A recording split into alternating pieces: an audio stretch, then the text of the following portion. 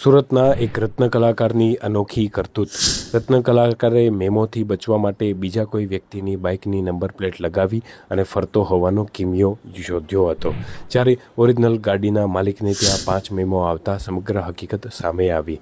29 April, 2, 5, 20, 21 અને 27 માર્ચે આવો મેમો મળ્યો અને મેમાના સમયગાળા દરમિયાન મોપેડ ઘરમાં જ રહેતું હતું. ફરિયાદી દ્વારા વરાછા પોલીસ મથકમાં આ અંગેની ફરિયાદ નોંધાઈ છે.